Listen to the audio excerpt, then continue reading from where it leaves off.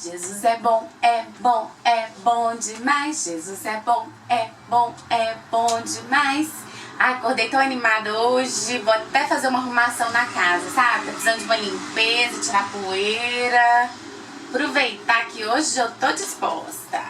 Jesus é bom demais. Jesus é bom demais. Ei, Cíntia. Ei, Douglas. O que você tá arrumando aí? Ai, hoje eu tô tão animada, tô arrumando aqui as coisas da casa, sabe? Ah, hoje é dia de faxina, então. Aproveitar, hoje é dia de faxina. Você tá precisando de alguma ajuda? Não, tá tranquilo. É? Tranquilo. Ah, que bacana. Oh, gente, uma estatueta da justiça. Que legal. Interessante. Ô, estatueta, bom dia. Bom dia. Ô, mal educada, vai responder não? Gente, que toda plena, sentada. Que paradeza, hein? Ô, Cíntia, que é isso? Você tá conversando com essa estátua aí? Ai, Douglas, desculpa, eu tô viajando aqui, entendeu? Porque eu tô tão animada hoje que eu tô até conversando com a estátua. Nossa, mas que coisa esquisita. Conversar com a estátua, ela não te ouve, não, ué. É tão estranho, né? Ela tem olho, apesar de que essa aqui tá vendada, mas ela tem olho e não vê. Ela tem nariz, não sente cheiro. Tem boca, mas não fala.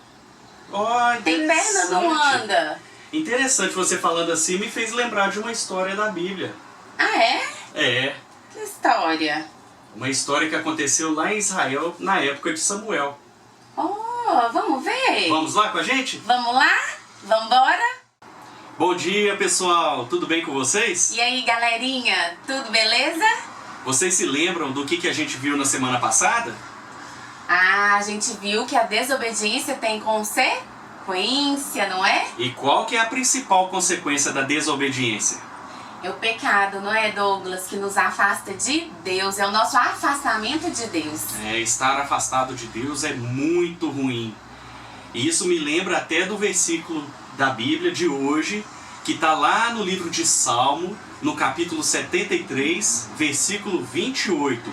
Quanto a mim, bom é estar junto a Deus. A Deus. Isso mesmo. Estar junto a Deus é sempre muito bom.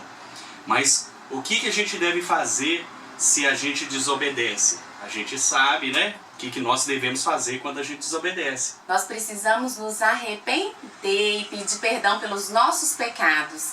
E o nosso coração é purificado pelo sangue de Jesus.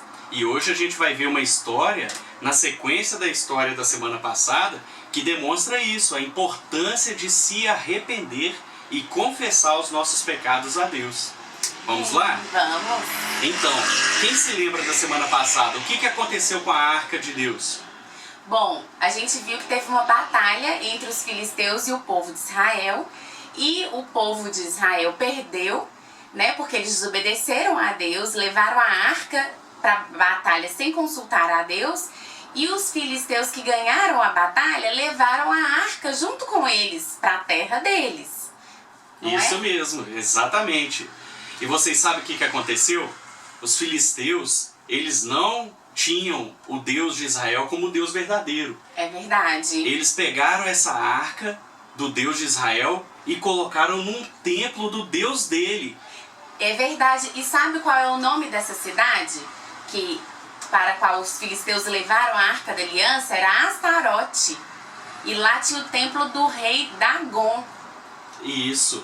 E eles levaram lá para o templo do rei Dagon. E lá eles colocaram junto, pertinho lá da estátua do Deus deles. E numa bela noite, chegam os sacerdotes do templo e viram a estátua do Deus Dagon caída com o rosto em terra diante da arca da aliança de Israel. Nossa, olha que coisa! Então quer dizer que Deus estava mostrando ali que ele é o único Deus verdadeiro. Ele fez com que Dagon, que era um Deus falso, se prostrasse diante dele, ali no templo, né, de Dagon. Exatamente. Aí o pessoal falou, que coisa estranha, caiu a estátua do nosso Deus Dagon, vamos levantar ela. Aí levantaram a estátua e foram, né? No outro dia, o que aconteceu, Cíntia? No outro dia, gente, eles chegaram lá a estátua, além de estar caída no chão, ela estava com os braços cortados e a cabeça cortada também. Era Deus mostrando para eles que eles não estavam adorando o Deus verdadeiro, né? A Arca da Aliança simbolizava a presença de Deus na terra. E aí eles ficaram apavorados. Ao invés de se arrependerem, o que eles fizeram? Eles continuaram deixando a Arca da Aliança ali. E aí sabe o que aconteceu? O que Deus fez como castigo pela adoração ao Deus falso, né, que eles tinham? Deus começou a aplicar pragas ali na cidade. E as pessoas começaram a ficar com tumores no corpo todo. E aí ratos começaram a aparecer, distribuindo doença entre as pessoas. Eles ficaram super assustados, né? Desesperados. O que eles fizeram? Mandaram a Arca da Aliança para outra cidade, que se chamava Gati. Chegando lá em Gati, eles já sabiam que tinha dado errado lá essa Arca da Aliança na outra cidade. Eles ficaram apavorados também. E novamente as pragas atingiram a cidade. E as pessoas de lá falavam, gente, manda essa arca para longe daqui, não queremos mais essa arca, vamos mandar essa arca para Ecrom. E mandaram para lá. Que é uma outra cidade, né, dos filisteus. Todas essas são cidades dos filisteus. Eles ficaram absolutamente desesperados e continuava a praga em cima deles, né, como um castigo de Deus para a vida deles. Não, e na verdade, quando a arca chegou lá em Ecrom, eles ficaram tão desorientados que eles falaram, gente, vocês querem matar a gente? Manda essa arca para longe, nós não queremos a Arca da Aliança aqui, né, do Deus de Israel. Aí eles reuniram os príncipes dos filisteus e decidiram, falaram, vamos fazer um negócio? Vamos devolver essa arca para Israel? É mais negócio pra gente. Ao invés de se arrependerem que estavam adorando um Deus falso, né, Deus estava dando essa oportunidade para eles, eles quiseram ficar livres da presença de Deus. Olha que coisa interessante, né, Cíntia? Às vezes a gente erra, né, com Deus, a gente peca, né? Mas ao invés de a gente querer que Deus fique distante, a gente fuja de Deus, nós devemos nos arrepender, porque Deus dá esses sinais para que a gente possa ficar junto dele, né? Para que a gente, na verdade, caia na real, né? E veja as coisas da forma correta, como Deus quer que a gente veja, não é? Mas eles não fizeram dessa forma. Não. Aí eles tiveram a ideia, vamos pegar 2 vaquinhas aqui. Eles consultaram os adivinhadores que eles tinham, né, na época, e aí os adivinhadores falaram assim, olha, vocês construam uma carroça de madeira, coloquem 2 vacas que nunca carregaram, né, carga, essas coisas. Mas não mande pra lá sem uma ofertazinha, não. Isso. Tem que mandar uma oferta. Vocês têm que colocar junto da arca, ao lado, uma oferta pela culpa de vocês, para que o Deus de Israel possa livrar vocês desse mal que está sobre a terra de vocês. Aí eles falaram assim, mas o que a gente vai colocar como oferta pela culpa? Aí eles fizeram rato de ouro. Eles falaram 5 ratos de ouro, que era o número de cidades, de príncipes que tinham sido atingidos, né, pela praga. Isso. E também imagens de ouro dos tumores, que representavam os tumores. Então, aquilo que assolou eles, que atingiu eles como os tumores e os ratos, eles fizeram como oferta para colocar junto da carroça para mandar para o povo de Israel. Esquisito, né? Estranho, muito estranho. Mas esse foi o presente que eles colocaram para Deus, na esperança de que, olha, a gente mandando a arca, mandando um presente, Deus vai tirar de nós, o Deus de Israel vai tirar de nós essas pragas, né? É verdade. E quando eles colocaram, gente, a Arca da Aliança em cima da carroça e do lado um cofre, junto com esses tumores e os ratos de ouro, eles falaram assim, a gente vai deixar a carroça ir embora com as vacas e se ela for pelo caminho certo, que era o caminho para Bet-Semes, que era uma cidade de Israel, a gente vai entender que foi o Deus de Israel que mandou essas pragas até nós. Agora, se ela não for para o caminho certo, se ela for para um outro lugar que não é o caminho de Israel, a gente vai entender que foi o acaso isso que aconteceu com a gente, né? E vocês não acreditam o que aconteceu. As vacas foram no caminho certinho para Israel. Não se desviaram nem para a esquerda e nem para a direita. Até os animais obedecem às ordens de Deus. Tudo é para a glória de Deus. Deus criou tudo para a sua glória, para que se relacionasse com Ele. É verdade. E os filisteus, os príncipes dos filisteus, eles foram seguindo essas vaquinhas para ver até onde elas iam chegar. E onde elas chegaram? Na cidade de Bet-Semes, que era a cidade de Israel. Isso. Chegando lá foi a maior festa, ao contrário da cidade dos filisteus. Eles ficaram desesperados. Não, Israel não, eles sabiam que aquilo representava a presença de Deus. E fizeram a maior festa, falou, nossa, a Arca da Aliança voltou. Israel de novo está sendo glorificado, né, com a presença de Deus. E aí, só que eles também fizeram algo que não era adequado, né, Cíntia? Primeiro eles fizeram uma coisa muito bacana, que foi o quê? Eles construíram um altar para Deus e sacrificaram as vacas, né, ofereceram-lhe um culto de gratidão a Deus, porque a Arca da Aliança tinha voltado. Só que depois eles fizeram uma coisa que eles sabiam que Deus havia proibido que qualquer homem olhasse para dentro da arca. O que eles fizeram? Eles abriram a arca. E aí, a consequência disso? Eles desobedeceram a ordem de Deus, né? Não era qualquer pessoa, não era para abrir a arca, né? E aí eles abriram a arca e vieram pragas sobre a vida deles também. E eles morreram, gente. Naquele dia, a Bíblia fala que uns 70 homens foram mortos ali do povo de Israel, daquela cidade, Bet-Semes, né? E as pessoas ficaram com uma tristeza, choraram e se lamentaram. E aí eles resolveram mandar a arca para uma outra cidade de Israel, que chamava Kiriat Jeraim, essa cidade. E aí eles levaram o pessoal de Kiriat Jeraim, buscaram a Arca da Aliança e levaram para lá. E aí nessa cidade eles receberam com muita alegria a Arca da Aliança, novamente com a presença de Deus entre eles, mas dessa vez eles não desobedeceram a Deus. Pegaram, honraram a Arca da Aliança, pegaram ela do jeito direitinho e guardaram ela e designaram uma pessoa para cuidar dessa Arca da Aliança. É verdade, gente. Só que aí o tempo foi passando, a Bíblia fala que passaram-se 20 anos que a Arca da Aliança estava sendo guardada, né, por essa pessoa que foi designada, mas o povo de Israel, eles tinham a presença de Deus, mas eles estavam tristes. E aí Samuel, que era o profeta de Deus, que nós já aprendemos aqui, ele falou algo com o povo de Israel. O que foi, Douglas? Ele falou para o povo de Israel tirar todos os ídolos, imagens que tinha ainda no meio do povo. O povo que conhecia a Deus, esse Deus que é todo poderoso, que não há nenhum como ele. Tanto é que Dagon se curvou diante da Arca da Aliança, porque não tem outro Deus, existe só um Deus, que é o Deus verdadeiro, o Criador dos céus e da terra.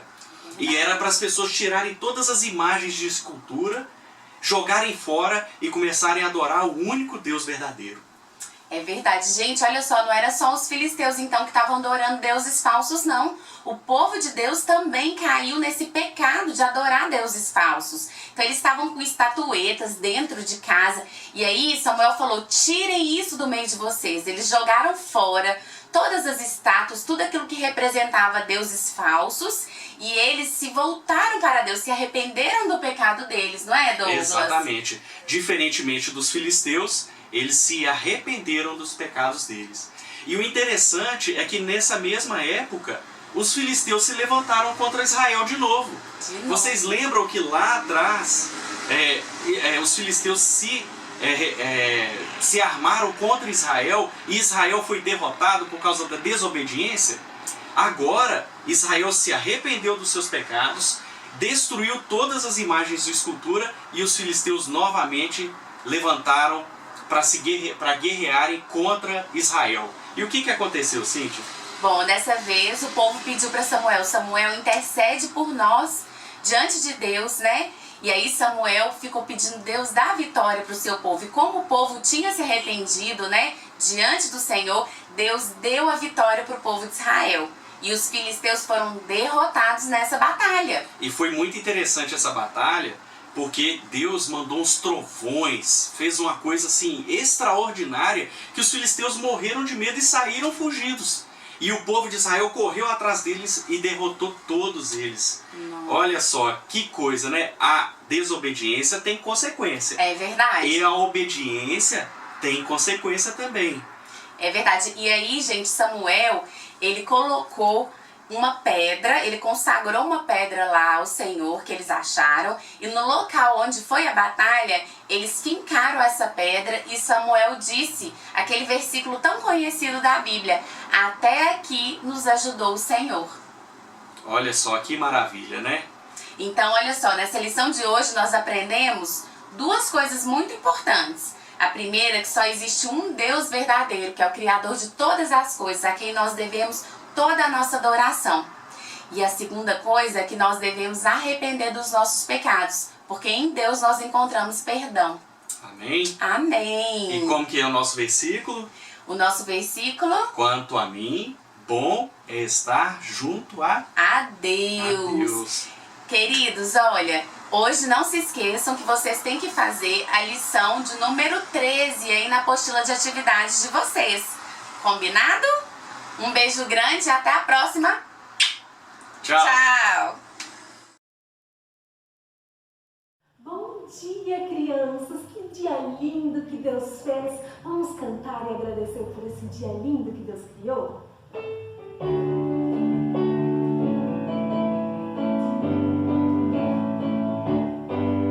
Amarelo do sol que esquenta a manhã, amarelo do ouro da mina, que tingiu e deu muitas fitas, dourou aquela dentro do ele pintou. Foi meu Deus que tudo belo criou, o mundo todo ele criou, coloriu as flores, frutos também, no vento embriagou. Amarelo do sol que esquenta a manhã, amarelo do ouro da mina, que tingiu e deu muitas fitas, dourou até lá dentro do ele pintou. Agora eu quero ver vocês cantando bem animado a música do Homenzinho Torto.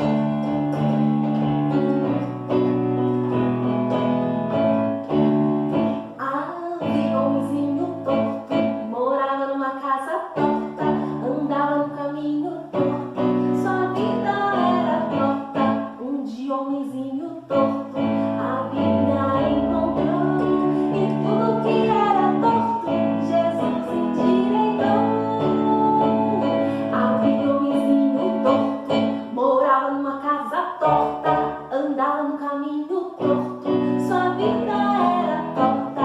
Um dia o homenzinho torto a Bíblia encontrou, e tudo que era torto Jesus endireitou. E tudo que era torto Jesus endireitou. Agora, crianças, vamos cantar bem alto para despedir.